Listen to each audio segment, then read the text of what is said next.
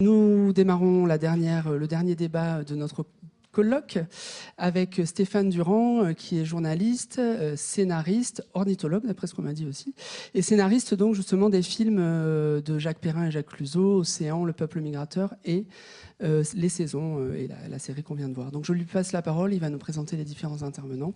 Bonne fin de colloque. Merci. Bonsoir. Ben voilà, depuis le début du colloque hier après-midi, j'ai trouvé qu'on avait beaucoup parlé d'animaux domestiques et d'animaux d'élevage, et finalement assez peu d'animaux sauvages. Et là, avec la projection de ce film, on a, je trouve, bien rééquilibré les choses. Et ce film, comme Jacques l'a dit, s'intéresse pas forcément au point de vue, mais enfin, on a essayé de placer la caméra aux côtés des animaux sauvages pour vivre avec eux notre histoire, hein, voilà, depuis la préhistoire, en passant par les Romains, le Moyen-Âge, et de voir comment ils ont vécu tout ça. Et le film se termine sur un constat. Vous avez entendu que nous vivons aujourd'hui une époque paradoxale, avec le retour de grands animaux, la disparition de petits animaux. Et dans cette campagne que nous avons mis en place, hein, nous et nos ancêtres, hein, depuis des milliers d'années. Et donc le film pose la question qui est en suspens, et nous allons en discuter tous ensemble maintenant, d'une nouvelle alliance possible. Est-il possible, enfin, au XXIe siècle, de vivre en relative paix avec tous ces animaux plus ou moins proches de nous?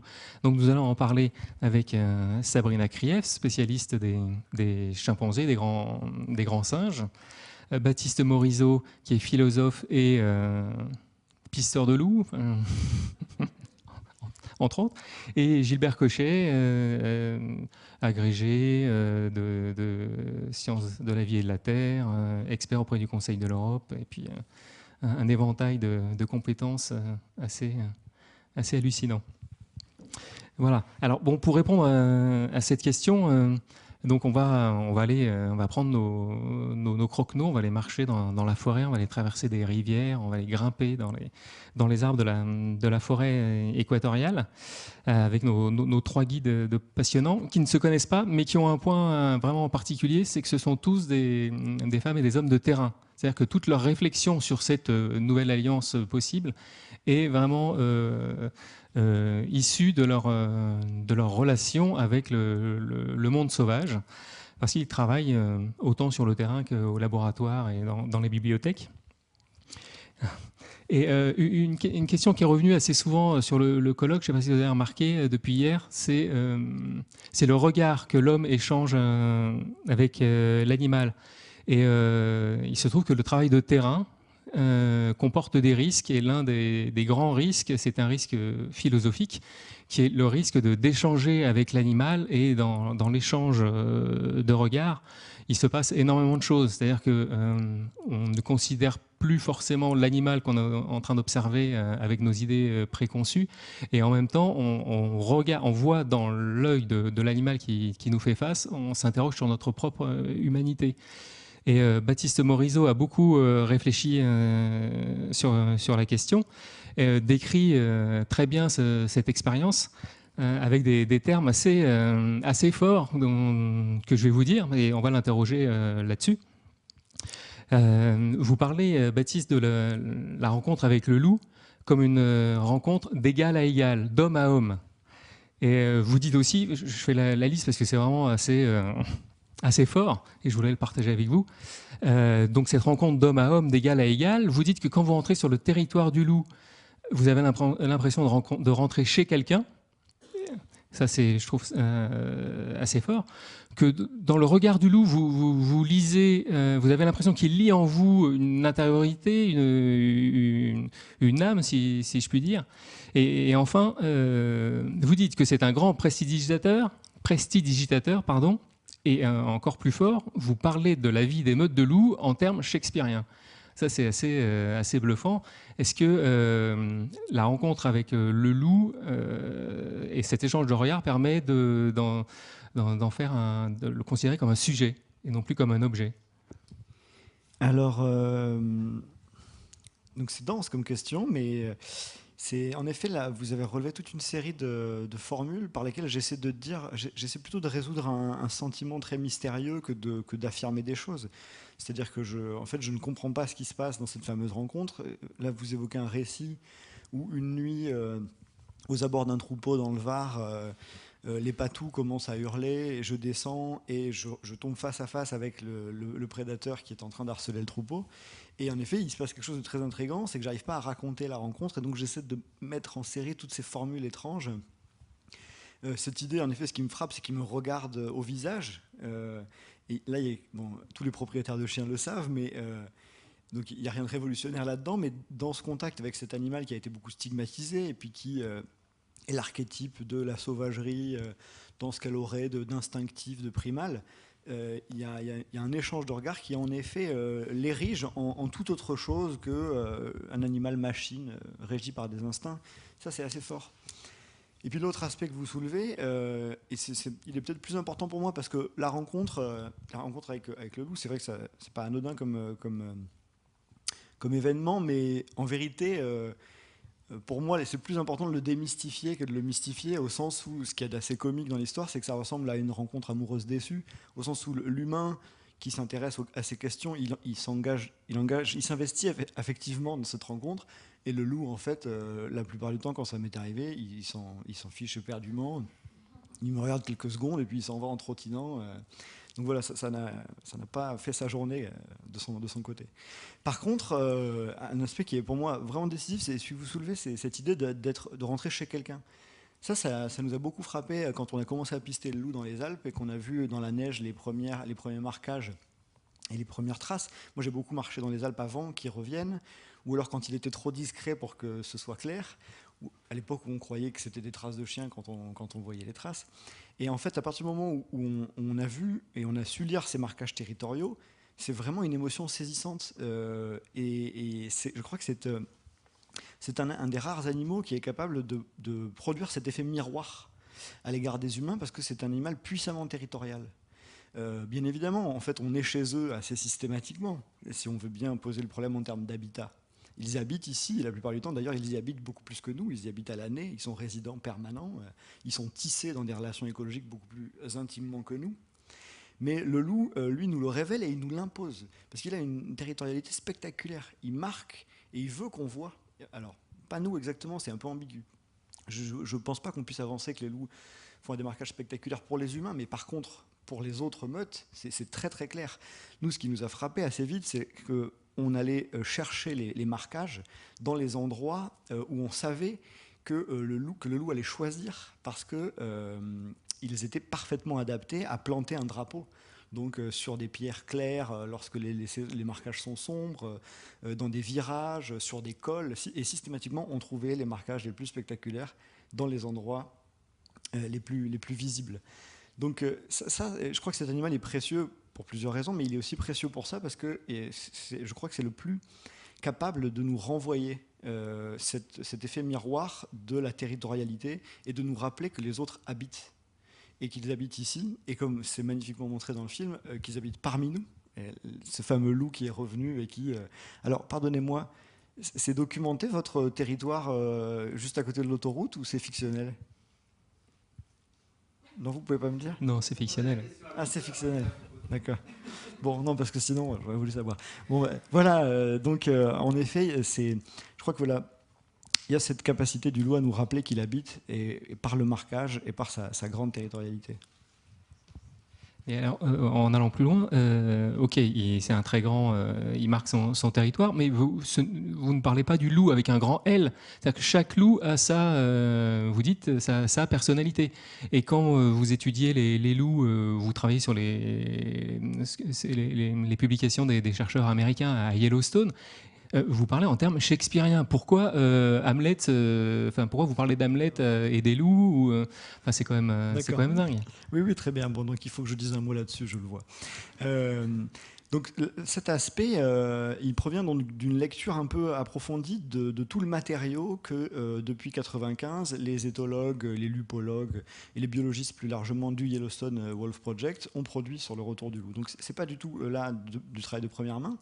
Ce qui m'a fasciné en lisant ces travaux des des éthologues, c'est qu'ils ont découvert quelque chose qui a été mis en place par la primatologie. C'est les primatologues qui ont permis ça. Ça a été théorisé par une grande primatologue britannique qui s'appelait Thelma Rowell. Elle appelait ça le scandale hiérarchique, en montrant qu'on n'a pas du tout les mêmes méthodes pour travailler sur les primates que pour travailler sur les autres. Et les méthodes pour travailler sur les primates sont inspirées de l'anthropologie. On va considérer que les êtres sont individuels, qu'ils ont des relations sociales, et surtout on va considérer qu'il y a une historicité dans leurs relations et que ça fonde ce qui se passe sous nos yeux. Et en fait, ces fameux chercheurs sur les loups à Yellowstone vont aller chercher les méthodes de la primatologie et vont les appliquer aux loups. Et ça va révolutionner complètement cette science qui était jusque-là finalement balbutiante, parce que dans les faits, en Europe par exemple, on a éradiqué les loups avant que ne naisse l'éthologie sous sa forme scientifique classique. Donc fatalement, il y avait assez peu d'éthologie de pointe d'un animal qui avait disparu. Et au-delà de ça, ce qu'ont montré ces chercheurs, alors la spécificité de leur méthode, c'est que grâce au radiocollaring, ils ont mis des colliers GPS au moment de la réintroduction du loup en 1995, ils peuvent aller tous les matins avec un thermos par moins 20 degrés, observer quotidiennement la vie des meutes. C'est aussi permis par le faciès écologique du Yellowstone, qui est de ce point de vue-là très précieux. Et ils vont remplir des carnets, des milliers de pages de notes, et ils vont se rendre compte que pour expliquer des phénomènes dont auparavant on croyait qu'ils étaient déterminés par une biologie quantitative, par exemple la dynamique des populations, la quantité des populations, la taille des meutes, en fait, il faut faire autre chose. Il faut raconter l'histoire. Il faut transformer l'éthologie en une science historique dans laquelle on a besoin de raconter l'histoire sur des générations et des générations pour comprendre pourquoi il y a tant d'individus dans cette meute, pourquoi ils sont sur ce territoire, pourquoi ils entretiennent ces relations avec ces proies-là et avec cette autre meute. Et le second point qui émerge, c'est qu'en se forçant à raconter ces histoires avec des méthodes d'éthologue, c'est-à-dire en essayant d'interpréter le minimum à l'origine, eh bien ils finissent par se rendre compte qu'il y a une dimension aventureuse, politique, de lutte de clan à clan, avec des loyautés intérieures, des trahisons, pour lesquelles les meilleurs mots qui leur viennent sont de l'ordre du shakespearien. Et donc c'est de là que vient cette idée. D'accord. Alors là, vous me tendez la perche à Sabrina. Sabrina, vous avez une histoire assez étonnante parce que vous êtes vétérinaire de formation et à la fin de vos études, au grand désespoir de vos professeurs, vous avez préféré vous confronter au regard des chimpanzés dans le milieu naturel plutôt qu'au regard des chiens et des chats entre les quatre murs d'un cabinet. Et alors, ce que je comprends, mais voilà, est-ce que vous avez eu un peu la même expérience avec les grands singes et les chimpanzés en particulier que Baptiste avec les loups ? Oui, moi je vais m'appuyer sur quelques images pour vous amener dans une autre forêt, donc la forêt africaine, plus particulièrement celle d'Ouganda. Et effectivement, vu que je connaissais la question un petit peu avant, le regard que j'ai porté a d'abord été celui naïf d'une jeune étudiante vétérinaire face à une espèce, le chimpanzé, qui fait partie de 6 espèces de grands singes. Donc un regard scientifique empreint d'alarme en fait, puisque ces 6 espèces vivent en forêt tropicale, que toutes sont menacées de disparition, alors ça c'est plus récent, mais pratiquement tous les genres aujourd'hui sont décrits comme au bord de l'extinction par toutes les grandes ONG. Des chimpanzés qui, depuis les années 50, où effectivement les primatologues commencent à étudier plus spécifiquement leur comportement en milieu naturel, en particulier Jane Goodall, qui décrit donc des individus capables d'utiliser et de fabriquer des outils, de coopérer, de chasser, d'avoir chacun un groupe dans cette chasse collaborative et parfois même d'avoir des cultures. On en a déjà parlé pas mal ces 2 derniers jours, mais des cultures matérielles et aussi des cultures non matérielles. Donc, que signifie la danse de la pluie, par exemple, comme sur ces images d'empathie, de sympathie, d'altruisme. Et donc, sur ces bases-là, scientifiques, je avec bien sûr l'objectif de ne pas avoir ce regard anthropomorphique et d'essayer de suivre les conseils de mes enseignants, c'est-à-dire de traiter les chimpanzés comme d'autres animaux et donc de m'interroger sur l'existence d'une médecine chez les chimpanzés, donc à savoir suivre un protocole rigoureux pour savoir si parmi les autres animaux, les chimpanzés seraient capables, comme les humains, d'utiliser des plantes dans des circonstances particulières. Donc j'ai un protocole strict, celui de tenter d'observer des symptômes chez le chimpanzé, de le suivre jusqu'à sa guérison, de voir quelles plantes il consomme, de tester cette activité de la plante, de savoir en quelle quantité, en quelle fréquence cette plante est utilisée, et aussi de comparer avec les usages en médecine traditionnelle. Donc pour ça, je suis d'abord partie au Congo, puis en Ouganda. Et là, en Ouganda, j'ai travaillé sur 2 groupes de chimpanzés. Alors pour travailler sur des chimpanzés, il y a une approche qui est tout à fait particulière, hein, qui n'est ni de la domestication ni de l'apprivoisement, mais qu'on appelle l'habituation, à savoir pouvoir les approcher sans susciter ni curiosité ni crainte, et donc de pouvoir observer le comportement le plus naturel possible, en essayant donc que le chimpanzé ne prenne pas en considération notre présence, et donc devenir en quelque sorte un arbre dans cette forêt. Donc la première étape de mon travail, de notre travail, puisque je travaille avec mon mari qui est photographe, est d'observer ces 45 chimpanzés qui ont déjà été habitués par l'université d'Harvard. Puis on verra ensuite, on travaillera sur un autre groupe. Et vous les connaissez individuellement, ces 45 chimpanzés? Voilà, ils ont des noms, ils sont baptisés? L'idée, c'est de savoir comment mettre en place ce protocole, puisqu'il s'agit d'observer des comportements qui sont furtifs, très rares, puisque si le chimpanzé consomme beaucoup d'une plante qui est censée être un médicament, il s'intoxiquerait. Donc il va falloir s'approcher suffisamment près. Et là, bien sûr, il faut mélanger pas mal de disciplines, à savoir médecine vétérinaire, mais aussi botanique, ethnoécologie, etc., de faire de la chimie, et d'observer ce type de comportement. Ah, zut, dommage. Est-ce que ça va partir ?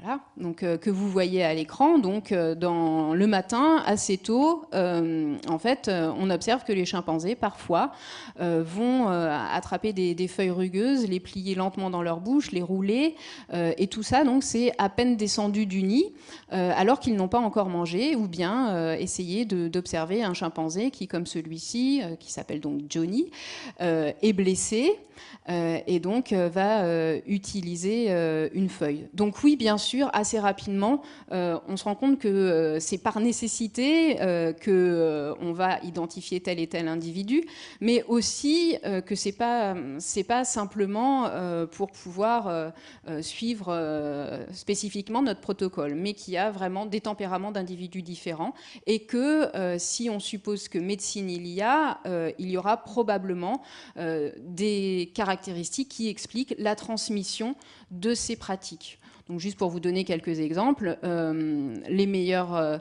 chaînes opératoires qu'on a pu observer sont celles d'une chimpanzé que j'ai suivie pendant 3 jours et qui avait des alternances de sel et de diarrhée, et qui au bout du 3e jour a consommé des écorces que les locaux connaissent pour avoir des propriétés vermifuges, et donc il a fallu encore la suivre 2 jours de plus pour pouvoir observer la guérison. Donc là, c'est bien un individu particulier, puisque elle était à ce moment-là avec sa mère et ses frères et sœurs, mais qu'elle est la seule à avoir consommé cette plante au prix de gros efforts, et que donc on ne peut pas considérer comme auparavant un comportement de groupe où on essayait de vraiment recenser toutes les plantes consommées, de faire un régime alimentaire et de décrire l'espèce en général.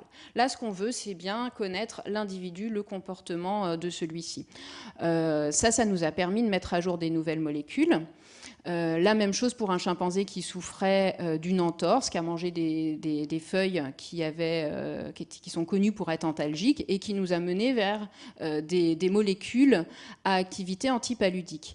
Donc en fait, si le travail s'inscrit et a pour objectif d'observer un individu, c'est pas un individu seul, c'est vraiment un individu en interaction avec son environnement. Un chimpanzé consomme 300 parties de plantes différentes dans cet endroit. Là, j'ai recensé 300 parties de plantes différentes. Il faut en même temps essayer d'évaluer son état sanitaire.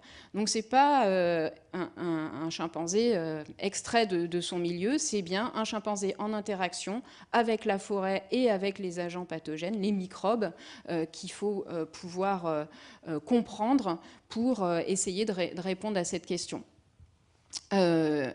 Voilà, donc en gros, je suis arrivée avec un regard naïf que j'ai voulu scientifique, et aujourd'hui, je dois dire que c'est un regard rempli d'humilité, toujours curieux, et surtout insatiable, parce que c'est juste les débuts de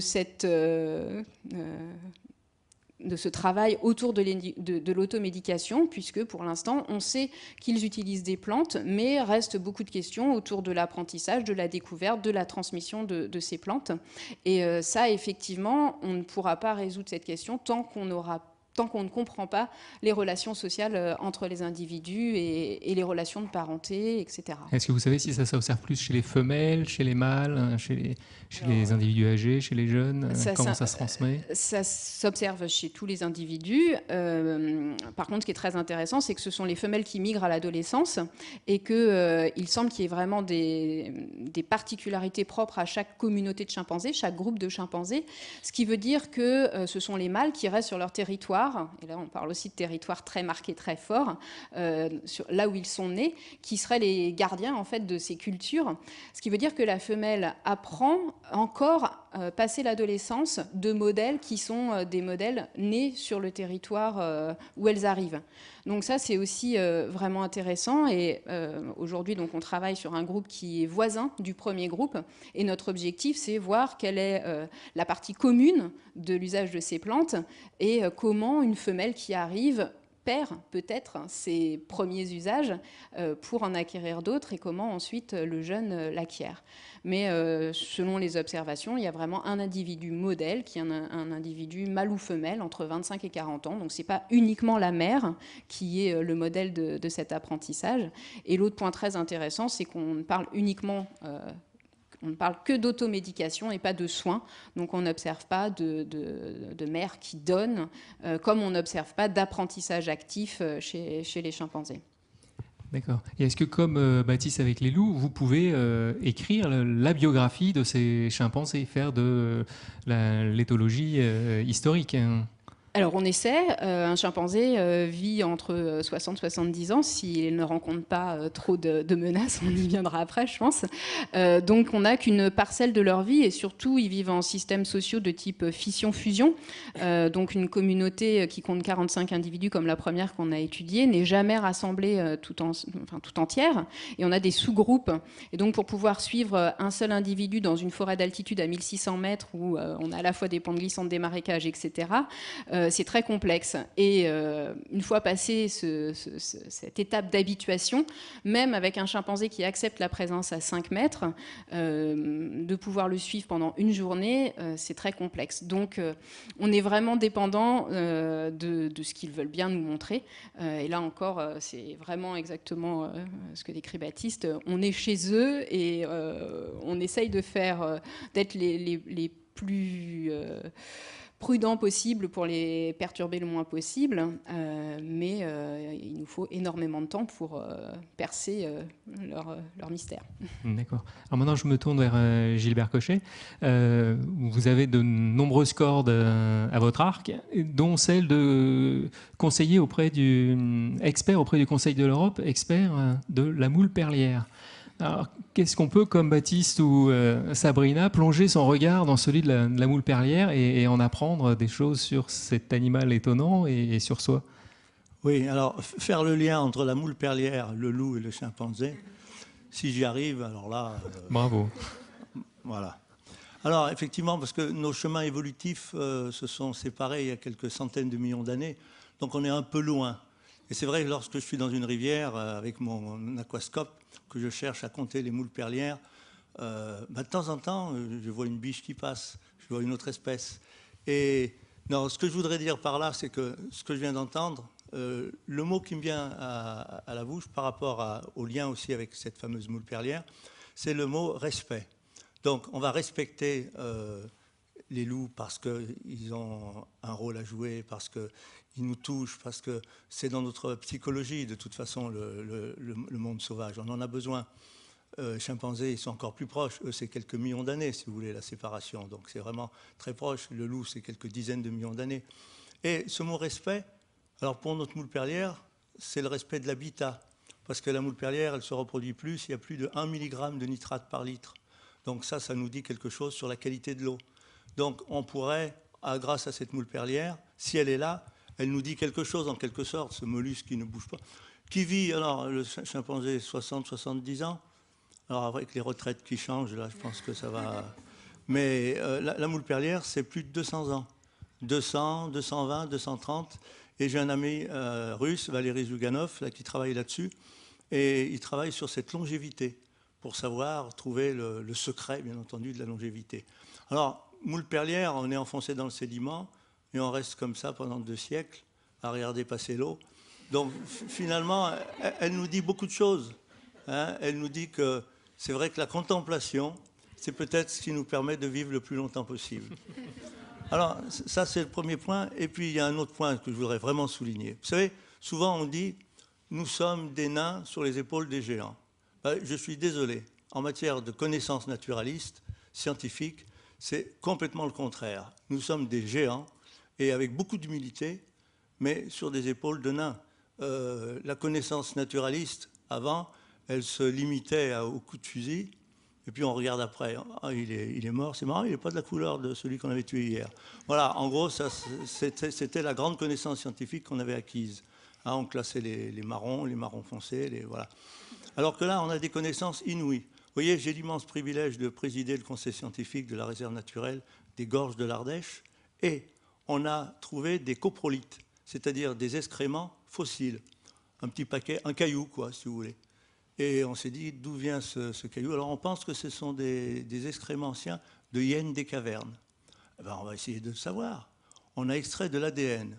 On a démontré que c'était de la hyène des cavernes, parce que c'est de l'ADN de hyène des cavernes. On a trouvé l'ADN des proies qu'elle a mangées. Et puis la hyène des cavernes, comme nos chiens, comme nos chats, se lèche le pelage régulièrement. Et de fait, avale des pollens, des morceaux de... Donc on a trouvé de l'ADN des espèces végétales. On a reconstitué le milieu naturel. Imaginez, avec un caillou qui ressemble à rien, vous vous dites l'espèce, ses proies et l'habitat dans lequel il vit. Je veux dire, on est en train de changer complètement de monde, complètement. Et autre exemple, je travaille beaucoup sur les rivières, on a découvert là, ce qu'on appelle l'ADN environnemental. Vous venez avec ce verre, là, par exemple, vous allez au bord de la rivière, hop, vous mettez de l'eau là-dedans, et ensuite, vous le posez, vous concentrez un petit peu, et puis vous analysez, et vous avez toutes les espèces qui sont présentes dans la rivière. C'est inouï. Donc, au niveau de la connaissance, c'est assez incroyable. Mais dans le même temps, et j'ai bien aimé ce que vous avez dit tous les deux, c'est ce mot d'humilité. Parce qu'en fait, chaque fois qu'on découvre des nouveautés, ben on le sait bien, on ouvre des portes, de nouvelles portes. Et on le dit, nous, en tant qu'enseignants, nous préparons les futurs professeurs de sciences de la vie et de la Terre à l'université à Lyon et à l'école normale supérieure, on leur dit toujours, la connaissance double tous les 5 ans. Et je veux bien le croire. Donc vous imaginez un petit peu tout ce qui reste à faire, à découvrir encore. Voilà. Alors je voudrais revenir aux loups et aux chimpanzés comme des sujets, hein, et des sujets dont on peut raconter l'histoire. Baptiste, vous avez écrit une fois une merveilleuse histoire que je reprends tout le temps et je bassine tout le monde avec cette histoire. C'est l'histoire des Iroquois qui, quand ils se réunissaient pour palabrer, désignaient quelqu'un parmi la troupe qui devait parler au nom du loup. Et cette histoire, ça vous a fait réfléchir à la notion de diplomatie, aux diplomates. Est-ce que vous pouvez nous en dire un peu plus? Est-ce que c'est le personnage qui nous manque et qui nous permettrait de négocier avec les loups, sachant que c'est un peu compliqué en ce moment? Oui, en effet, c'est très compliqué. L'histoire n'est pas de moi, hein. elle vient probablement des Iroquois, mais par des détours ethnographiques que j'ai jamais réussi à retracer. Donc elle reste maintenant comme un conte, et en effet c'est un conte qui est assez fort. Qui dans cette assemblée parle au nom du loup.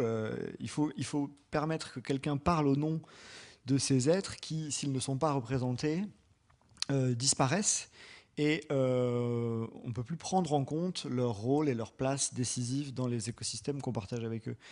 Et donc en effet c'est vrai que c'est une partie de l'inspiration qui est à l'origine de cette métaphore qui consiste à essayer de penser en termes de diplomatie nos rapports au loup. Et ce qui m'intéresse, c'est précisément de transformer ce qui est à l'origine une métaphore en un concept très sérieux. C'est-à-dire que ce n'est pas au sens métaphorique pour moi qu'il s'agit de faire de la diplomatie avec la faune sauvage, et en particulier avec la faune sauvage avec qui nous avons des relations conflictuelles. Et je crois que c'est une manière de formuler les problèmes, c'est ça qui est, je crois, l'essence de la philosophie, c'est la tentative de reformuler ou de décrire autrement l'expérience partagée, dessine d'autres chemins possibles pour l'action. Elle est capable de libérer l'imagination pratique dans des directions qui étaient inconcevables autrement. Si vous considérez que le loup est un animal machine, ou que c'est une sorte d'entité biologique déterminée par ses instincts, et fatalement, le seul type d'interaction que vous pouvez entretenir avec elle, c'est le rapport de force pour contrôler ou réguler sa dispersion ou son action. Si par contre vous faites l'acte à l'origine fictionnelle d'évoquer la possibilité de rapports diplomatiques, le champ des possibles s'ouvre. Alors bien évidemment, il ne s'agit pas de diplomatie au même sens que nous faisons de la diplomatie ou que nos diplomates encravatés font de la diplomatie dans les ambassades. Mais il s'agit de postuler qu'il existe des capacités chez les animaux non humains qui ne nous condamnent pas au rapport de force envers lui.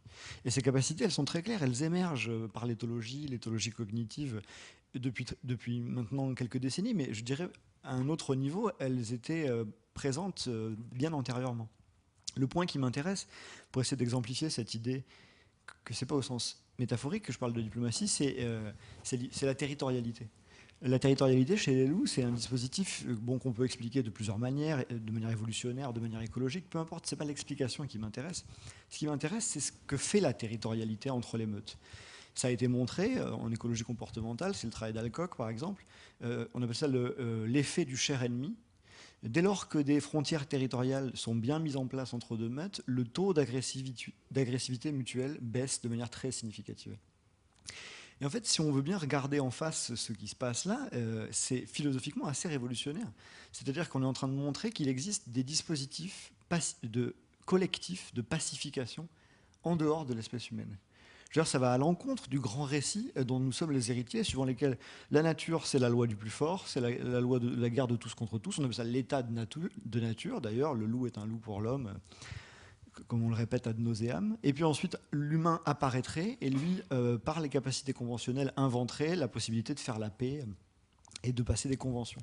Alors pourquoi il ne fait pas la paix avec le monde sauvage, alors, s'il est capable de faire la paix entre hommes? Eh bien, il me semble que précisément parce que pendant très longtemps, nous, héritiers de cette conception du monde des modernes, on considérait comme inconcevable de pouvoir avoir des relations autres que du rapport de force avec les non-humains. Et là, il est en train de se passer quelque chose dont vous faites le diagnostic. Moi, je partage vraiment le diagnostic que vous faites sur cette nécessité de la nouvelle alliance, et même au-delà sur ce paradoxe qu'est le retour du monde sauvage parmi nous. Et à côté de ça, théoriquement, l'éthologie cognitive, la biologie évolutionnaire, et puis même les sciences sociales sont en train de débranler le grand récit qui était le nôtre. L'anthropologie de la nature fait ça magistralement, en nous montrant constamment qu'il y a autour de nous des peuples qui vivent dans un tissage plus subtil que nous, avec leur écosystème, leur environnement donateur, des peuples premiers, qui eux trouvent naturel de penser en termes diplomatiques ou politiques leur relation avec le vivant. Auparavant, on pensait que c'était des arriérés ou des conceptions archaïques du monde. Et maintenant, l'anthropologie nous dit, tiens, mais regardez, si vous êtes plus fin, si vous êtes moins ethnocentrique, vous voyez qu'ils font mieux que vous certaines choses que vous ne savez plus faire. Par exemple, ils cohabitent mieux que vous. Et alors ça c'est assez décisif comme bouleversement. Alors pratiquement, on négocie comment avec le loup? Comment on pense comme un loup, pour reprendre une phrase d'Aldo Léopold? Comment on négocie? Alors, tout le problème, c'est... moi, ce que j'essaie de défendre comme idée, c'est que C'est qu'il s'agit de trouver des modes de communication et des modes de communication vigoureux. Hein. Mon propos n'est pas angélique. Je pense que c'est très difficile de cohabiter avec un grand prédateur comme le loup et ce ne sera jamais la paix parfaite. Mais dans les faits, on voit que les loups entre eux sont capables de se communiquer ou de se signifier des limites collectives. Et on voit qu'ils ne comprennent pas les limites que nous leur imposons dans notre langage. Et d'ailleurs, c'est cette intuition qui est à l'origine du travail de ce biologiste que j'aime beaucoup, le travail de Dave Houseband, qui est biologiste de terrain et qui travaille d'un côté sur les loups sauvages et de l'autre sur les relations entre le loup et l'élevage. Et il dit, mais c'est bizarre parce que moi, je travaille sur les loups sauvages et je me rends compte que constamment, en faisant des marquages odoriférants, ils arrivent à s'empêcher de passer des frontières, alors que nous, on fait des clôtures énormes pour les empêcher de passer et ils passent toujours. Alors, on a des moyens physiques très efficaces et ils passent. Et eux, ils partagent de l'information volatile et de fait, ils ne passent pas. Et donc, il se dit, est-ce qu'on ne peut pas imaginer d'utiliser ce langage pour parler aux loups ? Et il invente une technique qui est très intrigante, qui, dans les faits, a marché au début, qui marche moins bien après. C'est-à-dire qu'il ne s'agit pas de parler de technique miracle, il n'y a pas de technique miracle. Par contre, il y a cette tentative de poser le problème du point de vue du loup, depuis sa perspective, en se déplaçant et en lui reconnaissant des aptitudes à comprendre, à apprendre, à faire des choix. Et ce faisant, à essayer de lui faire passer les messages les plus clairs possibles. Et là, il y a beaucoup d'expérimentations qui se font aujourd'hui, notamment le travail de Jean-Marc Landry, que je trouve remarquable, pour essayer de s'insérer finement dans son éthogramme, dans sa manière de se comporter, pour lui envoyer des messages suffisamment vigoureux pour qu'un statu quo, un modus vivendi, soit possible. Alors, je me tourne vers Sabrina. Dans les forêts d'Ouganda, bonsoir Cyril. Oui, dans les forêts d'Ouganda avec les chimpanzés, est-ce qu'il est possible, est-ce qu'il y a des problèmes de voisinage, est-ce qu'il est possible de négocier quelque chose avec eux ? Oui, donc effectivement, depuis 8 ans, on travaille sur une nouvelle communauté. Je ne sais pas si on peut avoir les images. Donc au nord du parc de Kibale, donc qui est une aire protégée, qui est censée donc être l'endroit où vit la grande faune. Et effectivement, les hommes ont voulu créer des barrières, des frontières géographiques. Donc autour du parc aujourd'hui, il y a des tranchées qui sont destinées à empêcher les éléphants de passer. Malgré tout, on a des infrastructures. Donc, par exemple, là, on a une route qui traverse le parc national avec, de façon amusante, un panneau qui demande de ralentir et le chimpanzé qui traverse devant. On a aussi donc des grandes étendues qui marquent vraiment de façon très claire la frontière entre le parc, donc qui est qui est là et où on a 800 espèces végétales, en gros sur environ 50 hectares, c'est ce qu'on dénombre. Et puis donc des monocultures où là on a une seule espèce, donc vraiment l'endroit où au niveau végétal on a une espèce dominante. Très peu de biodiversité. Donc ça, déjà, ça marque de façon très nette l'espace de l'homme et l'espace de la grande faune. Mais effectivement, ces frontières géographiques, elles sont dans la tête des humains. Elles sont parfois marquées clairement, et comme ici par exemple. Et les éléphants réussissent à les franchir. Alors soit en faisant petit à petit glisser de la terre, soit en les contournant par les marécages. Évidemment, il n'y a pas que les éléphants qui les franchissent, les chimpanzés aussi. Malgré tout, donc il y a tout le temps des stratégies qui se mettent en place. Donc les humains aujourd'hui construisent des huttes à la bordure du parc pour essayer de garder leur plantation, ce qui veut dire que au quotidien les enfants comme les femmes vont faire une garde régulière pour essayer de repousser toute cette grande faune qui vient pour manger leur culture. De l'autre côté, il y a vraiment un conflit qui se met en place. Les parcs, les pièges qu'on a vus qui prennent le renard dans le film, prennent ici les chimpanzés. Et donc, ce sont des victimes collatérales. Hein. Les humains ne veulent pas manger les chimpanzés. Dans cette zone-là, théoriquement, il est connu que les bats taureaux ne mangent pas de chimpanzés. Et malgré tout, donc, on voit que certains se font prendre à 2 reprises. Une collaboration, donc là aussi, qui est assez étonnante, puisque cette femelle qui, depuis 2 ans, ne portait plus son fils, lorsqu'il a subi sa 2e mutilation, a recommencé à le porter sur son dos, bien qu'il pesait déjà très lourd. Mais une sorte finalement de coévolution et d'adaptation assez étonnante. Donc là, on a la fameuse tranchée qui a un arbre qui est tombé et qui donc permet aux chimpanzés d'aller regarder dans les cercles. En fait, vous allez voir apparaître un chimpanzé qui monte le guet et donc qui fait attention si les gardiens sont là avant de se décider à rentrer. La même chose donc ici avant de rentrer aussi dans le pré, et puis cette femelle qui est aussi en attitude de guet. Donc en fait ce comportement qui auparavant était mis en place vis-à-vis de prédateurs probablement de façon très très ancienne, qui ne sont plus là, hein. Il n'y a plus de prédateurs en dehors de l'homme dans ce parc. Elles se mettent en place pour réagir à la présence de l'homme. Ça marche plutôt bien. Voilà le chimpanzé qui revient avec son butin. Donc en fait, ce qu'on s'est demandé, c'est du maïs, là, c'est ça? C'est du maïs, ouais. C'est s'ils adaptaient en fait les raids qu'ils font pour protéger leur territoire habituellement. Les chimpanzés mâles patrouillent, et donc généralement ce sont surtout les mâles.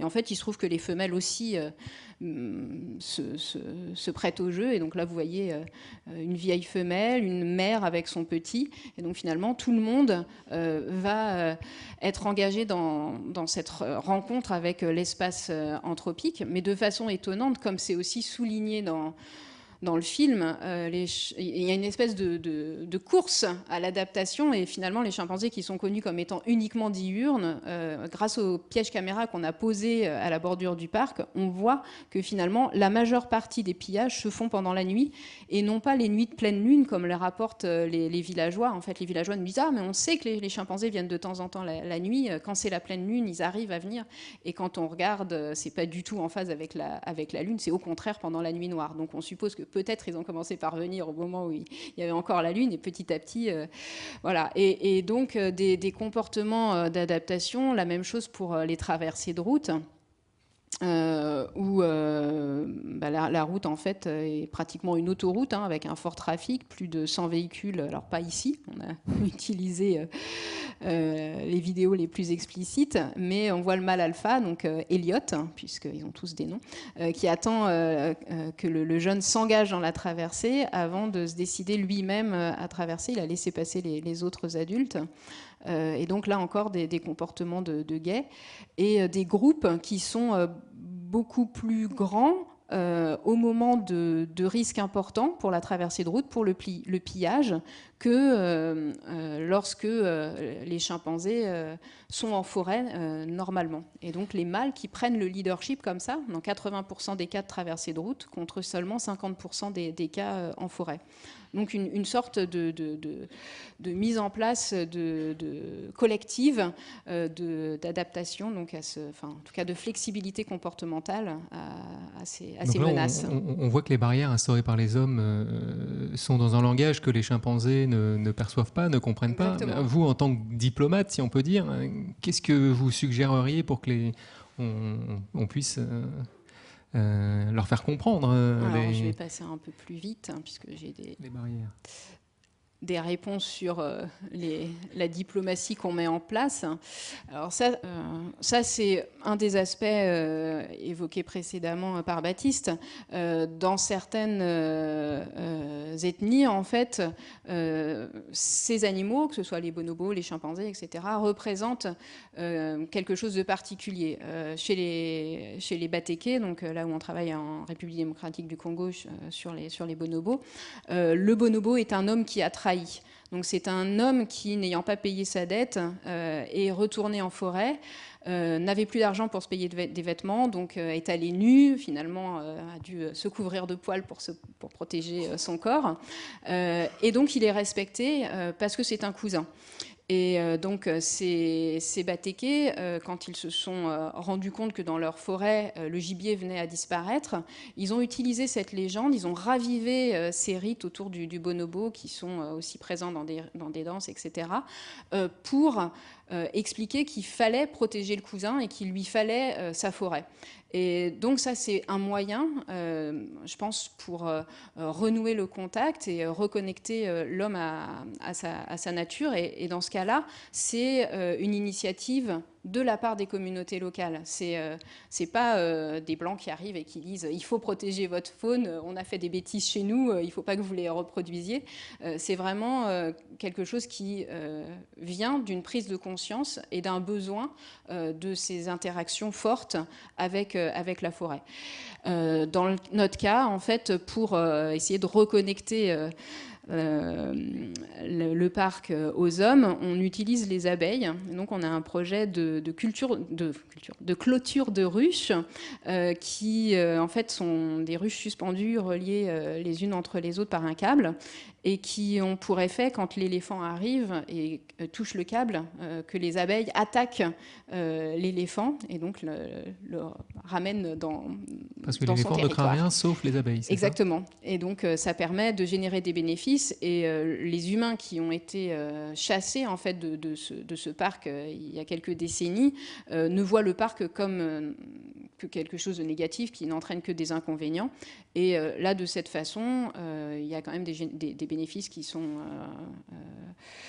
visible dans un endroit où la pauvreté est vraiment extrême, et que évidemment on ne peut pas s'affranchir de cette question des bénéfices. Et enfin, juste pour revenir sur la question vraiment de diplomates, nous on a nommé des enfants jeunes ambassadeurs des grands singes, donc on a vraiment le titre d'ambassadeur, et eux dans les écoles vont donc expliquer pourquoi ça leur semble important de protéger les grands singes, non pas comme espèce simplement emblématique, mais comme espèce régénératrice de la forêt, cette forêt qui apporte théoriquement ressources alimentaires, médecine, eau, à condition qu'on autorise à nouveau l'accès aux populations locales à ces parcs, et pas seulement aux chercheurs et aux touristes, même si les touristes génèrent des revenus. Gilbert, on dit dans le film que l'époque est paradoxale, puisque de grands animaux reviennent en France et en Europe, de nombreux petits animaux disparaissent. Qu'est-ce qu'on pourrait changer pour négocier un retour de la petite faune et de la petite flore dans nos campagnes? Et deuxième question, par rapport à cette grande faune qui revient, c'est super, mais il commence déjà à y avoir des problèmes des frictions, des problèmes de voisinage. On parle de vautours qui chassent les agneaux. Bientôt, ils vont emporter les enfants dans les airs. On flingue les bouquetins parce qu'ils pourraient transmettre des maladies au bétail. Donc voilà, qu'est-ce qu'on pourrait faire chez nous en France? Alors, je crois que, comme ce qu'on vient de voir, il faut rapprocher l'homme et l'animal sauvage et faire feu de tout bois, si je puis dire, notamment au niveau des témoignages. J'ai un exemple très précis dans le Massif central, où on a des éleveurs qui ont mis des placettes d'équarrissage pour les brebis qui sont mortes. Il nous racontait, il y avait un témoignage qui passait à la radio, qui était vraiment merveilleux, il faudrait le faire passer plein de fois. Il expliquait qu'avant, une brebis était morte, il la déposait, il mettait une bâche par-dessus, puis il attendait des fois une semaine, 15 jours, que le camion veuille bien venir, récupérer sa brebis, la mettre dans le camion, ensuite passer dans une autre ferme où il y a une autre brebis morte, donc apporter la maladie de la première à la deuxième, puis la deuxième, etc. Et donc faire comme ça des centaines de kilomètres pour aller à l'équarrissage. Et depuis qu'il a fait sa placette d'équarrissage, eh bien, il me dit, je mets la brebis, au bout d'une heure, je vois les vautours qui arrivent, et en 20 minutes, la brebis, c'est terminé, il n'y a plus rien du tout. Complètement nettoyé. Et en plus de ça, ça a été chiffré, donc c'est de l'ordre de plusieurs centaines de milliers d'euros par département. Mais bon, le chiffrage, peu importe. Par contre, quand on a de tels témoignages extrêmement positifs, à ce moment-là, il faut surfer là-dessus et faire passer, ça devienne des ambassadeurs. Et là, on a des diplomates, et il faut effectivement des ambassadeurs. Et c'est la fédération de chasse, d'ailleurs, de la Lozère, qui a utilisé ces ambassadeurs pour aller expliquer aux éleveurs de tas de territoires tout l'intérêt qu'ils avaient à avoir des placettes d'équarrissage. Et comme vous avez dit très justement, ce n'est pas le blanc qui vient avec la solution toute faite. Et là, ce n'est pas le naturaliste de la ville qui vient avec sa solution toute faite. C'est par contre un éleveur de la campagne, de la limite la Lozère et l'Ardèche, qui va expliquer à d'autres éleveurs, ben voilà comment ça se passe chez moi, et on a tout intérêt. Et depuis, ils ont pu obtenir une centaine de placettes. Donc voilà, donc ça a réussi. Et puis après, bon, alors c'est vrai qu'on a une sensibilité par rapport au monde sauvage en France qui est un peu particulière. C'est-à-dire on a 2000 couples de vautours fauves dans les Pyrénées, les Causses et dans les Alpes. 2000, ça commence à faire beaucoup. Vous allez en Espagne, il y en a 24 000. Ça ne fait pas beaucoup, il n'y a pas de problème. On a 300 phoques gris sur la façade atlantique. Les pêcheurs commencent à dire, mais ils mangent tous les poissons, il n'y avait plus rien, il faut commencer à les réguler, tout ça. Il n'y en a que 95 300 au Royaume-Uni de phoques gris. Ça ne pose pas de problème. Donc voilà, et je pourrais multiplier les exemples. Le chevreuil, par exemple, on a 2 millions de chevreuils en France. 2 millions, c'est énorme. Dans un pays qui fait 550 000 km². Dans un petit pays, l'Allemagne, 350 000 km², il y a 8 millions de chevreuils. Alors, comme on avait dit avec Denis Chessou, à CO2 Mon Amour, mais le chevreuil allemand est plus respectueux, il est discipliné, si vous voulez. C'est bien connu, le chevreuil français, il n'écoute pas quand on lui dit de ne pas manger le maïs, il fait que des bêtises, voilà. Et il avait rajouté, le chevreuil allemand est un protestant. Et le protestant est bien droit. Et voilà. Mais voilà, donc ce sont des histoires d'hommes, en fait, tout ça. Et ça me fait penser à ces Américains qui disent, ça ne sert à rien de gérer les rivières et les saumons. Les rivières et les saumons savent faire du saumon en quantité gigantesque, tout seul. Ce qu'il faut gérer, c'est la tête des hommes. Alors, pour répondre quand même à la question plus précisément, la disparition des petites espèces, donc les espèces de la campagne, les passereaux, les granivores, etc., les insectes, là, on a une petite chance. Le bio est en train de progresser, croissance à 2 chiffres, 20% cette année, même pas avant même la fin de l'année, 20%. Alors je ne sais pas, il me semble que quand on a une croissance à 2 chiffres, on saute dessus, quoi. Alors c'est vrai que parfois j'ai fait des conférences en disant, il y avait des élus, je dis surtout ne faites pas du bio parce que c'est une croissance à 2 chiffres, vous risqueriez de gagner de l'argent, alors que c'est tellement bien que de voir tomber les subventions pour pouvoir polluer allègrement voilà, notre population. Alors je crois que là il y a un changement qui est en train de s'opérer et c'est par là, c'est-à-dire que le jour où l'espèce humaine exigera une qualité de nourriture parfaite, avec le moins d'intrants possible, que ce soit les engrais chimiques, les fameux nitrates, les phosphates, et bien entendu les pesticides, eh bien on y gagnera. Nous serons à la fois riches et bien portants. Riches d'une grande biodiversité, et puis bien portants. Mais pour l'instant, on est pauvre en biodiversité et on est malade, voilà, de plus en plus. Donc voilà, il y a un basculement, mais qui n'est pas encore fait. Par contre, c'est vrai que le basculement avec la grande faune, celui-là, il est réalisé. Il est absolument extraordinaire. Et ça, il faut vraiment appuyer là-dessus. Irrévable il y a quelques décennies. Je suis moi aussi rhône-alpin, je suis lyonnais. Je peux vous dire qu'il y a une quarantaine d'années, mais jamais, j'aurais pu imaginer, dans mes rêves les plus fous, que dans la région Rhône-Alpes, les 4 espèces de vautours allaient revenir nicher. On a le vautour fauve, le vautour moine, le gypaète, le vautour percnoptère, les 4 sont en train de nicher. Que le loup allait revenir, que le lynx était revenu, que le castor allait se répandre, que la loutre allait revenir, et j'en passe et des meilleurs. Donc on a comme cela un retour absolument inouï. Et c'est vraiment un basculement, un bouleversement culturel énorme. Quand on lit les textes anciens, un ouvrage sur l'ornithologie du Dauphiné, 1850, je donne juste cet exemple. Et l'auteur, il dit, ben voilà, dans ce petit village, il y a eu 18 faucons cobès qui se sont arrêtés. C'est un faucon de Hongrie, du pays des steppes, tout ça, magnifique, tout ça. Bon. Puis après, il dit, bon, mais vu que dans le village, tout le monde est chasseur ou presque, dès le lendemain, ils étaient tous tués. Vous voyez, il y avait de l'espoir. Hein. C'est-à-dire qu'on ne sait pas comment ils avaient pu traverser d'autres villages. Mais voilà, la règle, c'était ça. Moi, j'ai une diapositive terrible que j'ai faite avant 1976, avant la loi de protection de la nature, où on a une dizaine de rapaces. C'est ce qu'on a voulu montrer dans le film, hein, la chouette effraie clouée aux portes des granges. Moi, je l'ai vue. Et puis, il y a 3 semaines, avec mon épouse, on était sur les hauts plateaux du Vercors, dans la réserve biologique intégrale, et où il y a des très belles densités de cerfs. Puis tout à coup, on entend un cri. C'était un loup qui hurlait, enfin un loup, une meute de loups. Ça a duré 3 quarts d'heure. On entendait distinctement les adultes, les louveteaux. Et il y avait un autre loup qui répondait pour dire « moi je suis là aussi ». Enfin bon, je ne connais pas parfaitement le langage du loup, hein, mais voilà, c'est quelque chose d'extraordinaire. Et c'est vrai qu'à cela s'ajoute bien sûr l'immense bonheur de savoir que la présence est là.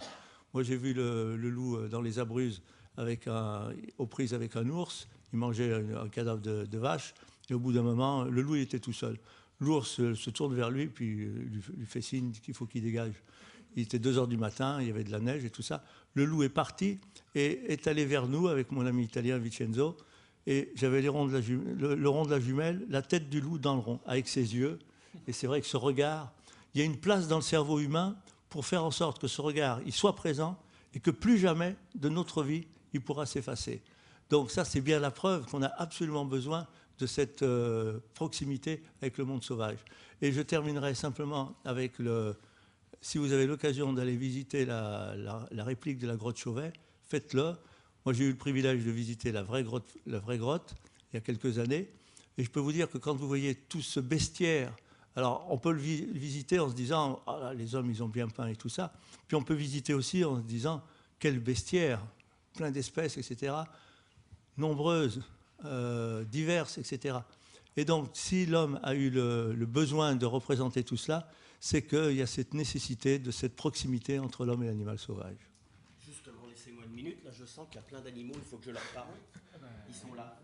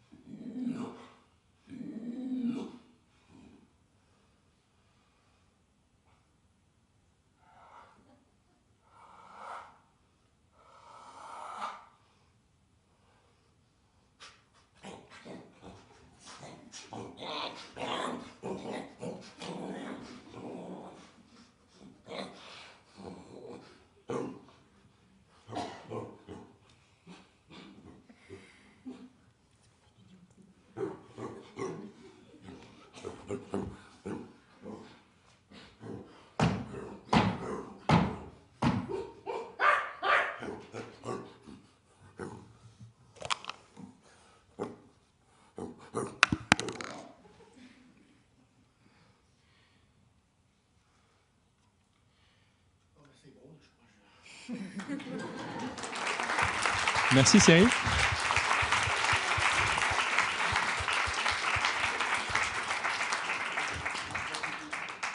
Et on va demander à Sabrina, la diplomate, de nous décrypter.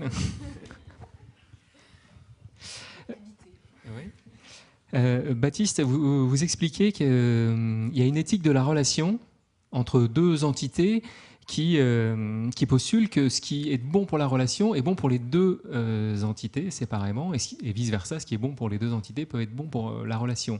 Qu'est-ce que, dans la relation de l'homme avec le loup, est-ce qu'il est possible de dégager des conditions pour qu'on trouve des conditions pour que ça satisfasse le loup, que ça satisfasse l'homme. Et dans vos écrits, vous parlez même quasiment que le loup pourrait sauver l'agneau dans nos montagnes, pourrait bénéficier à nos montagnes et aux bergers, ce qui n'est pas forcément intuitif. Sauver, je crois que je ne dis pas ça. Hein. Non, c'est moi qui vais un peu plus loin. Bénéficier, par contre, j'ai pu le soutenir ou le sous-entendre parce qu'il me semble que quand on regarde assez finement la situation socio-économique du pastoralisme ovin, qui est le premier touché par le retour du loup, en fait, on se rend compte que ce pastoralisme est en crise depuis bien antérieurement au retour du loup et que le loup n'est pas du tout la cause première. C'est plutôt la goutte qui fait déborder le vase et c'est surtout la goutte sur laquelle on peut tirer alors que les autres causes de cette crise socio-économique de la profession sont plus difficiles à contrer parce que c'est des enjeux économiques complexes de l'ordre de la mondialisation, c'est la PAC, c'est des histoires bizarres avec les Néo-Zélandais et Greenpeace, enfin je ne vais pas vous parler de ça, mais conséquemment, cette profession qui est assez sinistrée, qui a une situation difficile, voit venir cet animal qui rend les conditions de travail un peu plus compliquées, qui force l'éleveur, ça c'est vrai, à changer sa manière de travailler, il n'y a aucun doute là-dessus. Mais si on prend un peu de recul, ce qui n'est pas évident, je l'entends, hein, moi je respecte parfaitement la détresse des éleveurs qui sont dans une situation très compliquée, mais avec un peu de recul, quelque chose d'assez intriguant, c'est que par exemple, le métier, le pastoralisme ovin, n'a jamais été aussi bien représenté au gouvernement que depuis le retour du loup. Ils ont acquis une visibilité syndicale, ils ont acquis un droit de s'exprimer et que leurs besoins soient reconnus, que leur profession soit reconnue, qui était absolument minoritaire auparavant, parce que les grands syndicats des plaines beauceronnes étaient dominants par rapport aux intérêts des petits pasteurs. Mais au-delà de ces... Et ça, ce qui m'intéresse, c'est l'idée d'alliance objective. C'est que derrière des conflits qui se jouent à une certaine échelle, visible, souvent spectaculaire, il y a parfois des alliances objectives et que tout le problème de la diplomatie, c'est de faire émerger ces alliances vitales entre des humains ou des activités humaines et une certaine faune sauvage. Pour justifier en fait la pertinence de cohabiter avec eux. Et il y a un exemple qui m'intéresse beaucoup de ce point de vue-là, c'est l'exemple de l'ours dans les Pyrénées. L'ours pose des problèmes relativement analogues avec le pastoralisme ovin, à nouveau, en grande partie, même si c'est moins aigu. Mais il y a toute une série d'éleveurs qui devraient donc, si on croit à la logique classique, être opposés au retour de l'ours, qui au contraire défendent que l'ours est un allié du pastoralisme. Alors ça, c'est très intriguant. Et en fait, ils sont tout simplement très fins et ils ont saisi qu'il y a des alliances objectives possibles entre la proie et le prédateur. En fait, la thèse qu'ils soutiennent, c'est que le loup travaille pour le plein emploi dans la montagne. Parce que sa présence, en effet, rend impossible des grands troupeaux extensifs avec personne sur place. Conséquemment, il exige une intensification du gardiennage, il faut mettre plus de bergers. Et conséquemment, le métier la montagne étant désertifiée, le métier ayant perdu son contingent, les bergers vont revenir et ça lutte contre la désertification et ça produit le plein emploi. Typiquement, ce genre d'argument, ce genre d'exemple me fascine. Je travaille aussi sur l'exemple des éléphants de Lucy King et Frank Vollrath qui ont eu cette fameuse intuition d'utiliser les ruches. Et parce que précisément ça exemplifie ce qui est pour moi décisif. Je crois qu'on hérite d'une conception de la morale à l'égard de la nature qui est faussée et qui consiste à toujours penser en termes de priorité. Qui faut-il valoriser? D'abord les loups ou les éleveurs, les baleines ou les pêcheurs japonais sous-payés, et avec cette idée que tout le problème c'est de prioriser et que bien évidemment comme nous sommes humanistes, on va toujours d'abord prioriser les humains. Mais je crois que c'est la formulation même du problème qui est fausse. Comme vous l'avez dit, le point sur lequel on s'est trompé, c'est que les humains sont constitués de leur relation avec le monde et avec le vivant. Et ils n'en sont pas extraits, ils n'en sont pas séparés. La question devient, est-ce qu'on peut imaginer des mesures qui ne sont pas pour l'un contre l'autre, ou au détriment de l'autre, mais qui sont pour le bénéfice de la relation elle-même, avec cette idée qui est évident comme intuition quand on se penche sur nos relations amoureuses ou nos relations amicales, que ce qui est bon pour la relation entre deux êtres est bon pour les deux êtres. Et toute la question devient, est-ce qu'on peut orienter son imagination vers ça? Est-ce qu'on peut chercher ça? Des mesures qui sont bonnes pour la relation elle-même. Et il me semble qu'il y a toute une série d'exemples qui peuvent émerger, qui sont peut-être libérateurs. Et alors, Gilbert, vous avez produit récemment une étude sur les bénéfices économiques de la biodiversité. Donc, ça favorise la biodiversité d'un côté et les hommes de l'autre. Est-ce que vous pouvez nous donner quelques exemples? Oui, alors c'est vrai que c'est un domaine un peu délicat, parce que quelque part, on met de l'argent derrière des animaux, et on dit, voilà, ils peuvent vous rapporter tant, donc il faut les préserver. Et puis quand on y réfléchit, si on n'avait pas fait ça, les baleines, probablement qu'il n'y en aurait plus. Donc grâce à l'observation des baleines, au whale watching, eh bien, on a pu, comme cela, préserver. Alors, il y a actuellement, c'est vrai, cette tendance, ce développement de ce que j'appelle l'économie de la contemplation. C'est vrai qu'il y a l'économie du prélèvement, et ça c'est ce qu'on a fait depuis très longtemps. On prélève des ressources naturelles, on les épuise, et puis on accumule des déchets. Maintenant, quand vous avez l'économie de la contemplation, c'est une économie qui peut durer longtemps, longtemps, longtemps. Vous allez au Louvre, vous regardez la Joconde, vous avez payé pour ça, vous ne partez pas avec la Joconde sous le bras. Elle est toujours là. Et quelqu'un d'autre peut venir la voir. Alors il y a un calcul qui a été fait par le Parc national de Porquerolles. Il vaut ce qu'il vaut, mais je trouve qu'il est tellement démonstratif. Un mérou vivant, dans sa vie, rapporte à peu près 400 000 euros. Alors comment il fait pour rapporter 400 000 euros? Ben, c'est tout simple. Il est vivant et il le reste. Il vit à peu près 30-40 ans. Vous avez une plongée, les plongeurs arrivent, oh il est beau le mérou. Voilà, je paye, je repars. Le lendemain, comme le mérou n'a pas été tué, vous avez tous suivi hein, le raisonnement, le mérou est toujours là. Donc, oh, qu'est-ce qu'il est beau le mérou, et hop, je paye à nouveau. Et ça dure comme ça des années, des années, des années, des années. Et quand on a tourné le film, vous avez vu, on voit les poissons là, qui sortent un petit peu.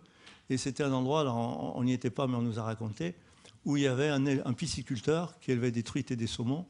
Et ce pisciculteur, en Écosse, voilà, hein, c'est ça. En Écosse, et il y a un balbuzard, une espèce d'aigle pêcheur, qui vient lui piquer ses saumons. Alors il dit, bon, bah... Alors, des fois, je dis, je ne suis pas gentil là, quand je dis ça, mais si ça arrivait en France, il y a les 3 solutions qu'on appliquerait, soit l'une, soit l'autre, soit les 3 à la fois. La cellule psychologique, la subvention, et puis on finit par sortir le flingue et on déglingue le... Voilà. Et après, le problème est réglé. Comme vous l'avez dit, c'est unilatéral hein, cette fois-ci, ce n'est pas un système de relations. Là, on est en Écosse, le gars un peu pionnier, il dit il faut que je trouve une solution. Il se fait un petit bassin à côté et il met les saumons et les truites qui ne sont pas très beaux, qui ont des mycoses, des trucs comme ça. Et impeccable, le balbuzard, il vient lui prendre les vilains saumons, il a réglé le problème. Mais il ne s'arrête pas là. Il se dit je vais mettre un petit affût. Alors il met un petit affût, puis les gens viennent, font des photos du balbuzard qu'il capture, font des films, puis il fait payer. Donc, alors il gagne sur les deux tableaux.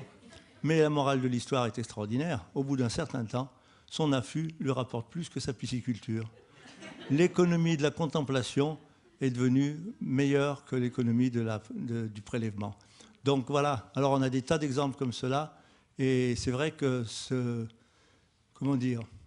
cet écotourisme lié à la faune sauvage, il faut faire attention aux dérives, mais il est tellement intéressant.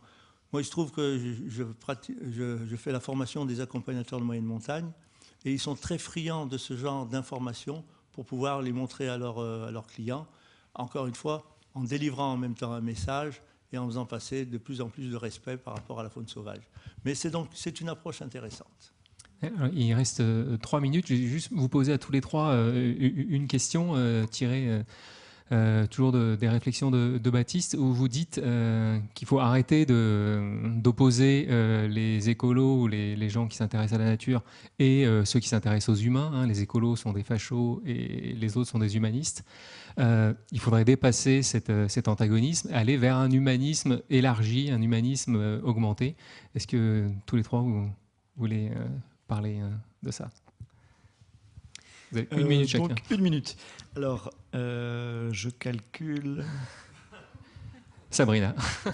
Non, c'est bon, ça y est. Alors, Oui, alors ce qui m'intéresse en fait dans cette histoire, c'est cette opposition dont on est héritier, avec d'un côté souvent des conservateurs qui se disent humanistes et qui renvoient aux gens qui s'intéressent aux non-humains l'idée qu'ils feraient passer les humains après et que conséquemment ils ne reconnaîtraient pas la valeur absolue de l'existence humaine et donc que ce seraient des terroristes avec toute cette rhétorique vraiment douteuse.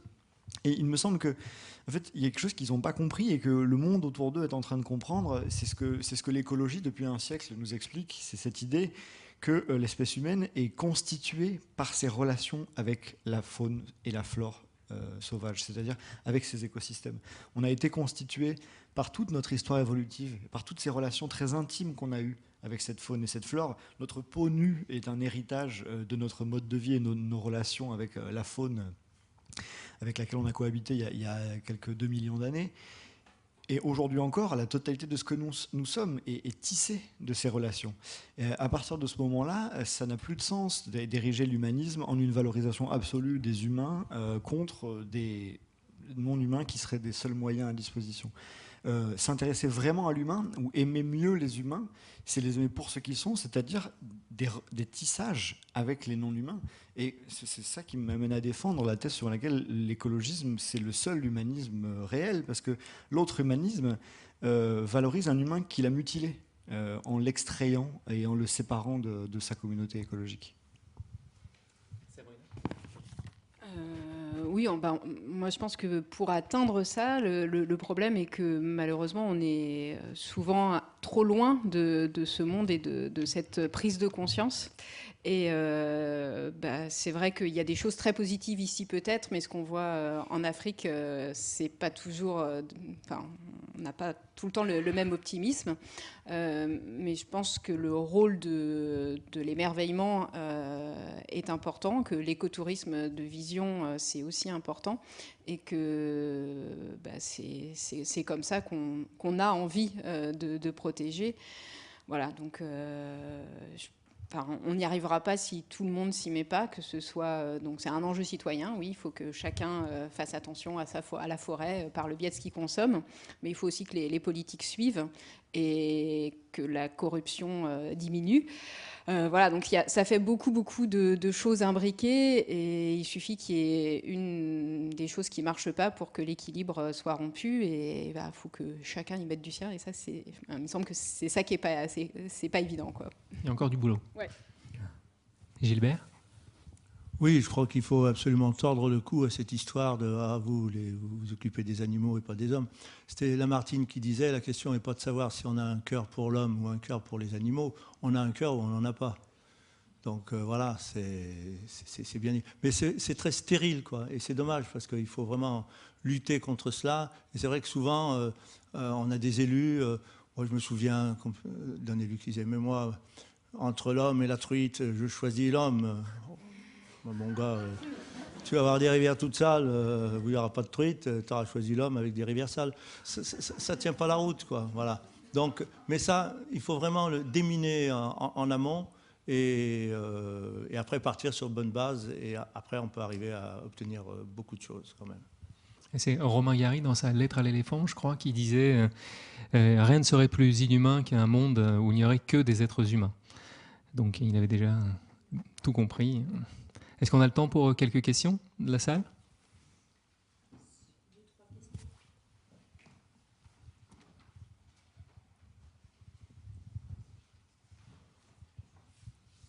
Est-ce qu'il y a des questions ? On a le temps pour 2-3 questions. Et puis de toute façon, après les questions, on se retrouve tous dehors, il y a des livres, on va les dédicacer. Tout le monde a écrit des livres autour de cette table, donc on pourra continuer à discuter entre nous.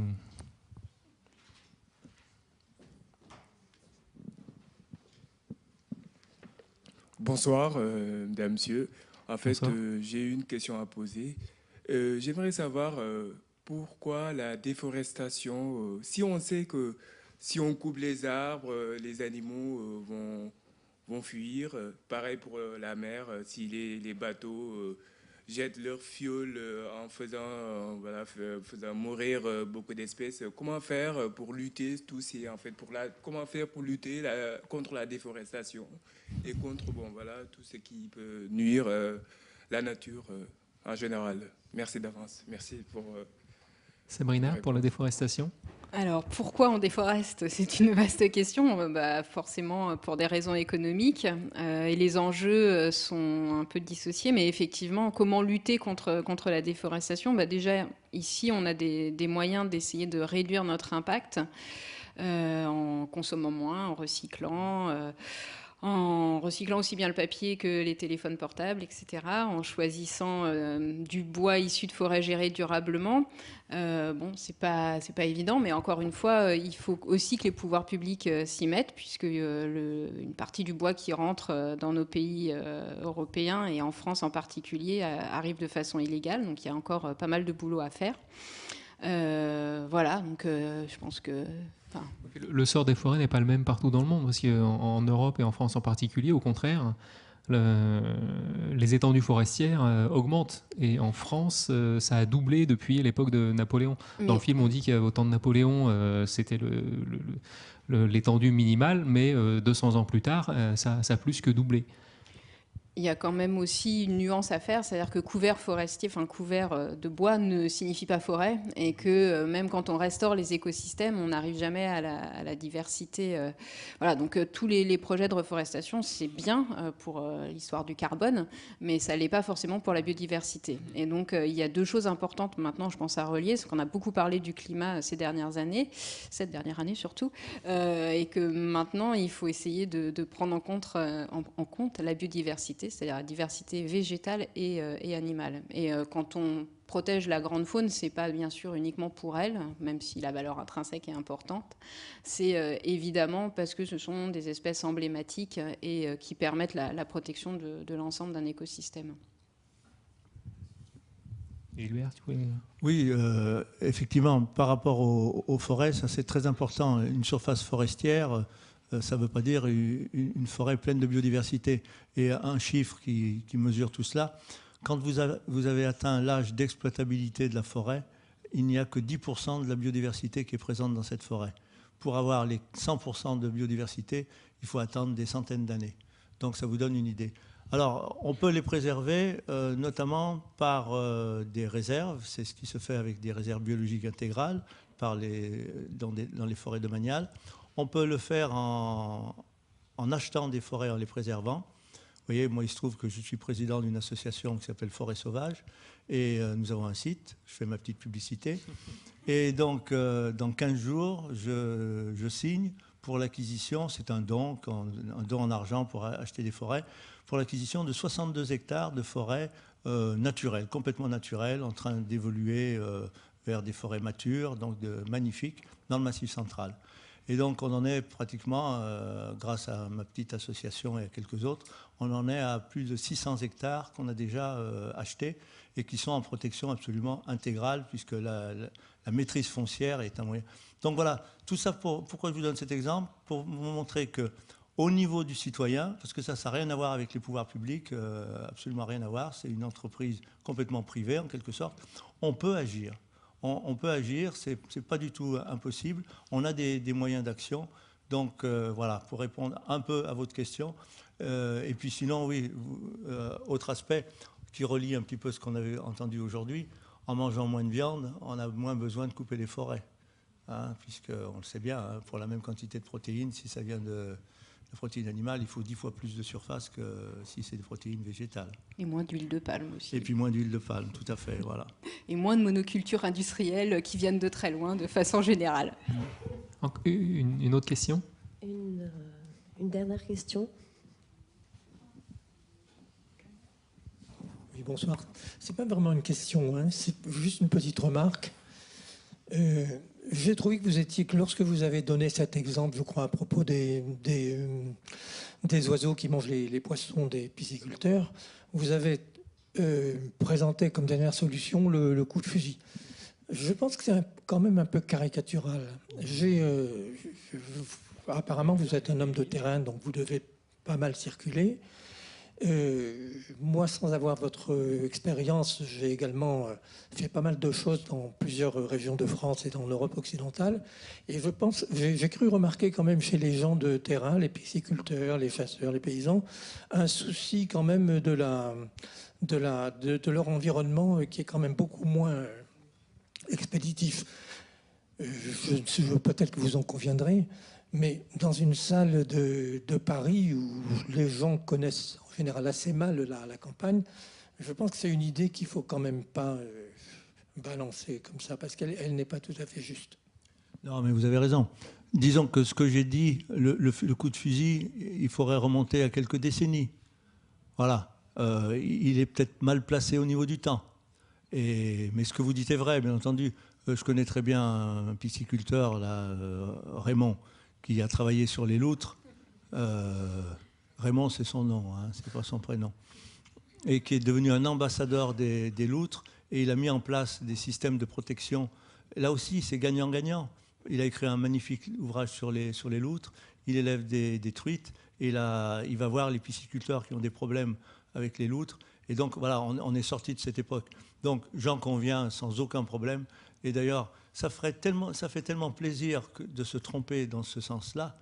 Vous voyez, de se dire, il y a des coups de fusil qui se perdent. Mais en fait, finalement, ils se sont vraiment perdus. Ils n'ont pas eu lieu.